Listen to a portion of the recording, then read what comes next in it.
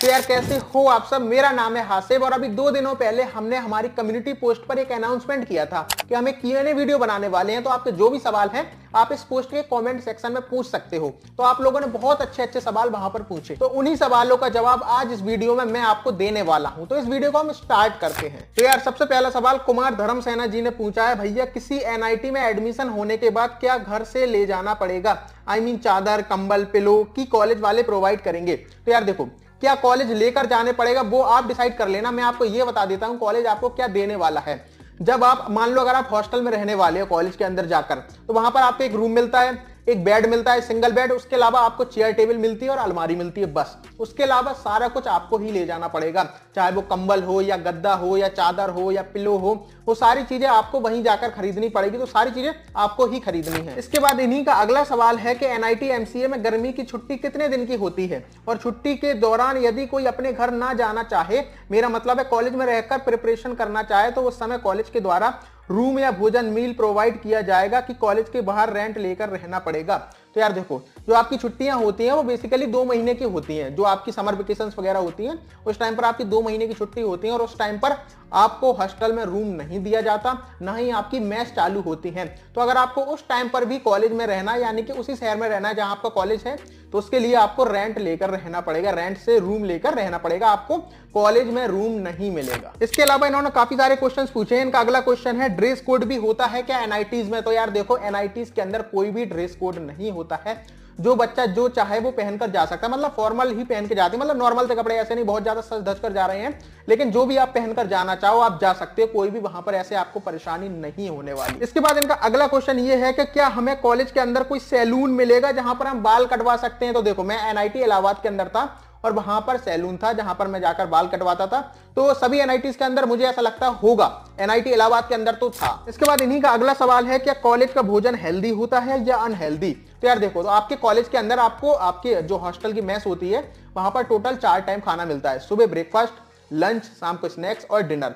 लेकिन जो ये चीज है ना, आप बोल रहे हो कि हेल्दी होता है कि अनहेल्दी, तो हेल्दी होता है, इसमें आपको कोई भी प्रॉब्लम नहीं आएगी। लेकिन क्या होता है, वहां पर सेम खाना रिपीट किया जाता है, एक टाइम टेबल होता है 7 दिन का, 7 दिन के पीरियड के बाद वही सेम खाना रिपीट होता है। तो कुछ टाइम के बाद आपको बोरिंग लग सकता है खाना, लेकिन हाँ हेल्दी होता है। इसके अलावा इन्हीं का अगला सवाल है, हेल्थ इश्यूज हुआ तो डॉक्टर की सुविधा है? तो हाँ, कॉलेज के अंदर एक हॉस्पिटल टाइप का होता है जिसके पैसे आपसे ऑलरेडी ले लिए जाते हैं। जब मतलब आप स्टार्टिंग में एडमिशन लेते हो, जब आप फीस भरते हो, तो वहां पर आपकी इकट्ठा सारा पैसा लग जाता है, चाहे वो हॉस्टल का हो, चाहे आपके मेस का हो, या हॉस्पिटल का हो, या जो आपके स्पोर्ट्स वगैरह की फैसिलिटी होती है उसका हो, या जिम का हो, वो सारी फैसिलिटी का पैसा, लाइब्रेरी का, आपको स्टार्टिंग में ही लग जाता है। तो हाँ, हॉस्पिटल होते हैं। इसके बाद अगला सवाल आनंद मिश्रा जी का है, भैया आपका प्लेसमेंट किस कंपनी में लगा और कितने का? तो इस पर मैंने एक सेपरेट वीडियो बनाई है जहां पर मैंने आपको डिटेल में बताया कि मेरे प्लेसमेंट का क्या हुआ। तो उसको एकदम डिटेल में तो नहीं बता सकता, लेकिन मैं आपको शॉर्ट में बता देता हूं।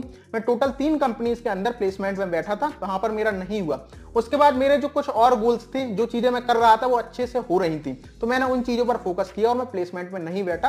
बाकी अगर आपको डिटेल्स में जानना है तो मैं आपको डिस्क्रिप्शन में उस वीडियो का लिंक दे दूंगा जहां पर मैंने सारा कुछ एक्सप्लेन किया है अच्छे से। इसके बाद अगला सवाल है, BCA करते हुए किन चीजों पर ध्यान देना चाहिए ताकि MCA करते समय सब कुछ समझने में ज्यादा प्रॉब्लम ना हो? ये एक बहुत अच्छा सवाल है। देखो, जब भी आप BCA कर रहे हो तो आप उन सब्जेक्ट्स को अच्छे से पढ़ो जो आपके आगे काम आने वाले हैं, चाहे वो आपके प्लेसमेंट के टाइम पर हो, या आपको जॉब करते टाइम काम आने वाले हो, या जब आप NITs के अंदर पहुंच जाओगे ना, तो वहां पर जो सारे एकेडमिक सेशन होता है वहां पर आपको हेल्प हो, ऐसे सब्जेक्ट आपको अच्छे से पढ़ने हैं। जिसमें आपको कौन से सब्जेक्ट्स पढ़ने हैं, उसमें आप कोर सब्जेक्ट्स पढ़ सकते हो अच्छे से, चाहे आपका ऑपरेटिंग सिस्टम हो या DBMS हो या कंप्यूटर नेटवर्क्स हो, ऐसे जितने भी सब्जेक्ट्स हैं इनको आप अच्छे से पढ़ लेना, क्योंकि ये आपके प्लेसमेंट में अच्छे से काम आएंगे।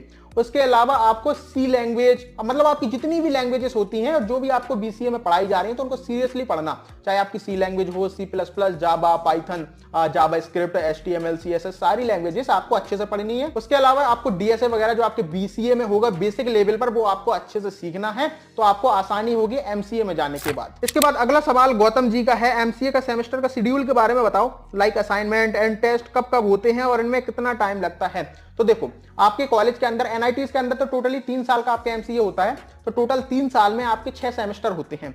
अब एक सेमेस्टर में जो होता है वही अगले 5 सेमेस्टर में होने वाला है। तो क्या होता है, सबसे पहली बात, आपका जो सेमेस्टर होता है इसमें आपके 2 बार एग्जाम्स होते हैं। एक बार मिड सेम एग्जाम्स होते हैं, एक बार फाइनल एग्जाम्स होते हैं। उसके अलावा आपके इंटरनल जो आपके वाइवा वगैरह होगा, उसके अलावा जो आपके लैब के वो अलग से एग्जाम होंगे।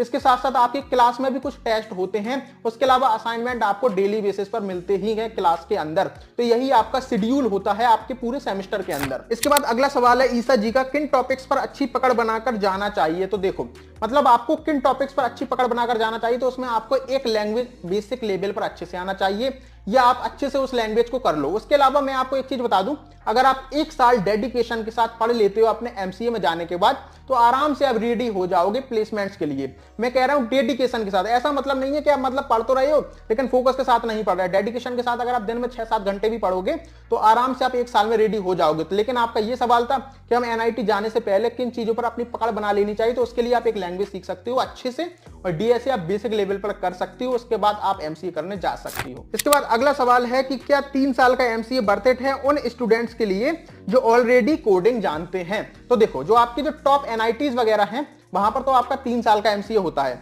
लेकिन अगर आप एक ऐसे स्टूडेंट हो जिसको पहले से कोडिंग थोड़ी बहुत आती है, तो आप ऐसे कॉलेजेस को भी प्रेफर कर सकते हो जहां पर आपका 2 साल का एमसीए हो रहा है, क्योंकि आपका मेन फोकस है, मेन टारगेट है आपको एक अच्छी प्लेसमेंट लेनी है। और अगर कोई भी ऐसा कॉलेज है जहां पर 2 साल में आपका एमसीए हो रहा है और वहां पर आपको प्लेसमेंट की अपॉर्चुनिटी मिल रही है, जहां पर ऑन कैंपस प्लेसमेंट्स हो रहे हैं, तो आप उन कॉलेजेस को प्रेफर कर सकते हो। तो हां, अगर आपके पास स्किल्स हैं, आपको कोडिंग आती है, तो आप 2 साल का एमसीए कर सकते हो, लेकिन उन्हीं कॉलेजेस से जाकर आप एमसीए करो जहां पर ऑन कैंपस प्लेसमेंट्स की फैसिलिटी उपलब्ध हो। इसके बाद अगला सवाल है अभी जी का, how much math is necessary for coding because my mathematics is very weak. तो देखो इसके लिए आपको बहुत हाई फाई मैथ नहीं चाहिए। ऐसा नहीं है कि आपको ट्रिग्नोमेट्री आती हो या आपको कैलकुलस आता हो या आपको हाइट एंड डिस्टेंस आती हो तभी आप कोडिंग कर सकते हो।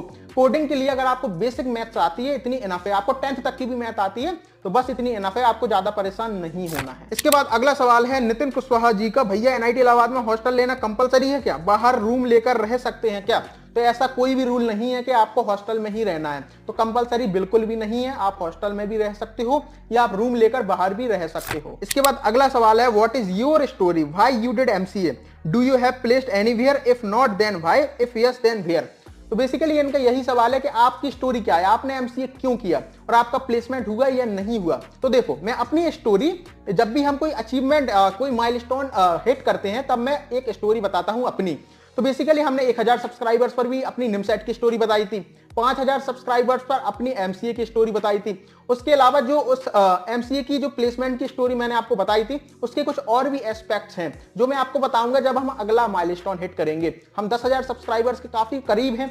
जैसे ही हम 10,000 सब्सक्राइबर्स कंप्लीट करते हैं, मैं आपको जो अलग अलग एस्पेक्ट्स थे मेरे प्लेसमेंट ना लेने के, उसके बारे में भी वहां पर बताऊंगा। तो आप लोगों ने अगर सब्सक्राइब नहीं किया है तो जल्दी जल्दी से सब लोग सब्सक्राइब कर दो और मैं पहुंचा दूं 10,000 सब्सक्राइबर्स तक। इसके बाद अगला सवाल है कनिका जी का, भैया मैं सेल्फ स्टडी कर रही हूं पर कंसिस्टेंटली नहीं कर पा रही, क्या करना चाहिए। तो देखो बेसिकली कंसिस्टेंट आपको खुद होना पड़ेगा, मैं आकर आपको कुछ नहीं बता दूंगा। अगर आपको एनआईटीज के अंदर जाना है, एक अच्छी रैंक लाना है, तो उसके लिए कंसिस्टेंटली पढ़ना पड़ेगा। लेकिन अगर आप तब भी कंसिस्टेंट नहीं रह पा रहे हो तो मैं ये कहूंगा अगर आप एक कोचिंग अफोर्ड कर सकती हो तो ऑफलाइन कोचिंग ज्वाइन कर लो, सबसे बेस्ट है, क्योंकि वहां पर कंसिस्टेंसी अपने आप मेंटेन हो जाती है। जब आप कोचिंग के अंदर जाते हो वहां पर आपके पास मोबाइल नहीं होता, आपके आसपास सब लोग पढ़ रहे होते हैं, तो सबसे बढ़िया है आप एक ऑफलाइन कोचिंग ज्वाइन कर लो, आप आराम से आपकी कंसिस्टेंसी मेंटेन रहेगी। अगर आप अफोर्ड नहीं कर सकती हो तो अपने आप को समझाओ मुझे एनआईटी जाना है, मेरे पास 1 साल है, अगर मैंने ये बर्बाद कर दिया तो मुझे हो सकता है अगले साल फिर से ड्रॉप लेना पड़े। तो इसलिए आपकी लाइफ का ये बहुत ही इंपॉर्टेंट ईयर है, तो आप मेहनत करो और अपने अंदर एक आग जगाओ। जब आप मेहनत करोगे, जब आपका गोल क्लियर होगा ना, तब आप मेहनत करना स्टार्ट करोगे। और मतलब ऐसा है अगर आप 1 महीने मेहनत कर लेती हो, अगर आपको अपने अंदर एक कंपटीशन वाला फील आ जाता है तो आप अपने आप पढ़ने लग जाती हो। तो इसलिए 1 महीने अपने आप को अच्छे से पुश करो, अच्छे से टेस्ट दो, वहां पर जब रैंक वगैरह आप देखोगे कि आपकी कम आ रही है, मुझे और अच्छी रैंक लेकर आनी है, इंप्रूव करना है, तो उसके बाद आप अपने आप पढ़ना स्टार्ट कर दोगे। इसके बाद अगला क्वेश्चन है, मैं आपकी सारी वीडियो देखता हूं तो मुझे इंग्लिश के लिए कब प्रिपरेशन करनी चाहिए, स्टार्टिंग से या बाद में करनी चाहिए। तो देखो इसका सिंपल सा जवाब है, मैंने आपको बार बार बताया है, आपका निमसेट एग्जाम टोटल 1000 नंबर का होने वाला है और 1000 नंबर में अगर आप 600 नंबर भी ले आते हो तो आपको टॉप एनआईटीज मिल जाएंगे, कितना भी इजी पेपर क्यों ना आ जाए। लेकिन आपको उन्हें 40 नंबर के आप पीछे पड़े हो, जो इंग्लिश आपकी 40 नंबर की आ रही है। तो इस पर मैं सीधा ये बोलूंगा, आप 960 नंबर पर फोकस करो। इंग्लिश एक लैंग्वेज है और लैंग्वेज बहुत विशाल है, आप जितने अंदर जाओगे उतना उसमें डूबते हुए चले जाओगे। इसलिए 960 नंबर पर फोकस करो, उस 40 नंबर पर इतना परेशान ना हो। 10 क्वेश्चन आने वाले, 10 में 4-5 क्वेश्चन आप वैसे भी कर दोगे अपने मन से, तो इसलिए इतना परेशान ना हो। मैथ पर फोकस करो, रीजनिंग पर फोकस करो और कंप्यूटर पर फोकस करो।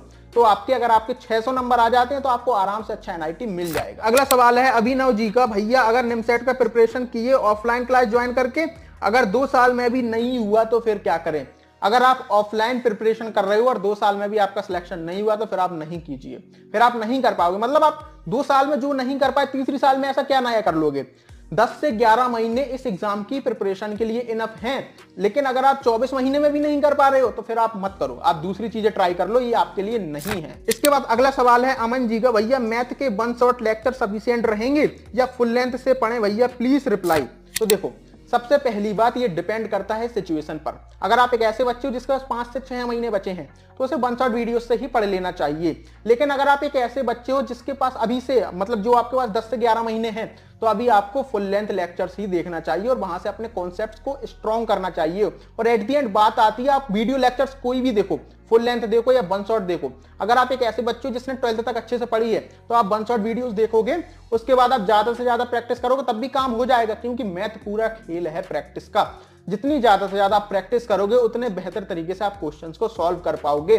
तो आप कहोगे कि अगर मैं 1 शॉट वीडियोस देखूं या फुल लेंथ वीडियोस देखूं, तो अगर आपके पास 10 से 11-12 महीने हैं तो आपको फुल लेंथ वीडियोस ही देखना है, 1 शॉट की तरफ नहीं जाना है। लेकिन अगर आपके पास 4 से 5 या 6 महीने ही हैं तो आप 1 शॉट वीडियोस भी देख सकते हो और वहां से अपना सिलेबस कवर कर सकते हो। इसके बाद अगला सवाल है MCA loan student admission time कितनी फीस लगती है या ऑल टाइम फी? तो देखो, एनआईटीज के अंदर टोटल आपकी फीस 80,000 से 90,000 के बीच पर सेमेस्टर लगती है। अलग अलग एनआईटीज के अंदर थोड़ा बहुत ऊपर नीचे हो सकती है। और ये फीस मैंने आपको पूरी हॉस्टल, मेस और जो कॉलेज की सारी फीस लगती है, ट्यूशन फी या जो लाइब्रेरी की फी है, जो अलग अलग चीजें हैं, उन सबकी मिलाकर 80 से 90,000 के बीच फी लगती है। तो ये आपकी एक सेमेस्टर की। अब आप इसको आराम से 6 से मल्टीप्लाई कर सकते हो और यहां से आपको पता चल जाएगा आपको कितनी फीस लगने वाली। लगभग आपको 5.5 लाख के अप्रोक्स फीस लगने वाली है। और अगर आप ये कहो कि अगर मैं एनआईटीज के अंदर जा रहा हूं तो मुझे लोन मिलने से पहले कितनी फीस पहले पे करनी पड़ेगी, तो उसमें आपको पहले सेमेस्टर की फीस खुद पे करनी पड़ती है, उसके बाद के लिए आपको लोन मिल जाता है। उसके बाद अगला सवाल है अभय जी का, निमसेट की कौन सी कोचिंग बेस्ट है?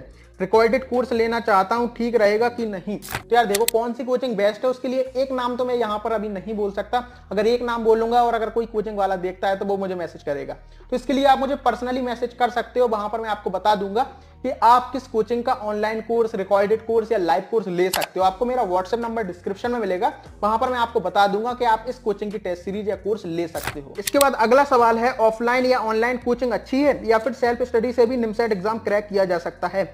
ऑल्सो जिसकी मैथ्स वीक है वो क्या करे? तो इस पर देखो, मैंने पहले भी आपको बताया है, अगर आपको मान लो बॉडी बनानी है तो आप जिम भी जा सकते हो और घर में रहकर भी बॉडी बना सकते हो।